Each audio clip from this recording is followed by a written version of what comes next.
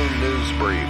More info at fullandbloom.com. Merry Christmas, everyone. Legendary producer-engineer Michael Wagener was recently interviewed by the Eddie Trunk podcast on working with White Lion. White Lion is what I would call my kind of music. It's very similar to what Dokken did at the time with the harmonies and melodic vocals and great songs. And Vito Bratta, when I say George Lynch is one of my top 3 guitar players, Vito is in the top 2. Vito was just simply amazing. He's another one that could play all that Van Halen stuff for days, but he didn't because Eddie was doing it. But Vito was just like, we'd figure out which amp we were going to use, and he would practice it, and then he would come in and play it. For instance, the solo on Wait, we were tracking drums, and you know, when you're tracking drums, you only care about getting the drums. Everything else is just being played. And we played the whole song, and Vito played that solo that you hear on the record while we're tracking drums in one take.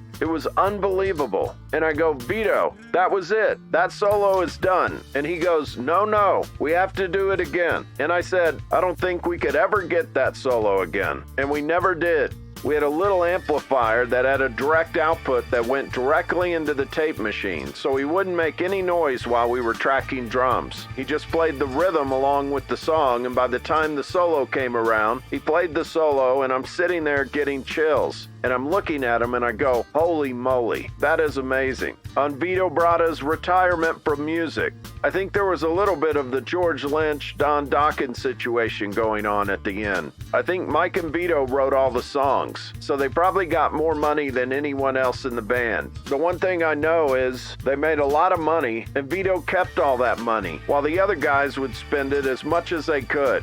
At some point, Vito had a restaurant and he had a hotel. He has the money, so he doesn't have to do it anymore. Then the whole music business turned into something that wasn't that nice, and I think he just doesn't want to do it anymore.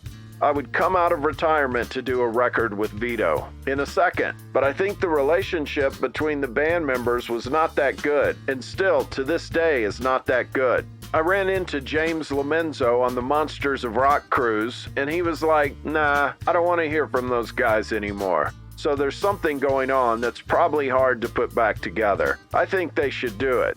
I talked to Vito. You did a show with him, and I called him up right after that, and he completely freaked out that we got to talk. But we got to talk, and he made clear that I don't want to go and play guitar anymore. And even though there weren't any reasons for it, I think he's done. Even though I wish we could do some more music together. Like I said, he's my number 2 favorite guitar player, Eddie Van Halen being the first. He made a big impact on my life. With Mike, I would talk about bikes, and with Vito, I would talk about cars. Even his first question when we were on the phone was, so what are you driving? I go, I probably drive a Honda now. To listen to the entire interview, click the link in the description.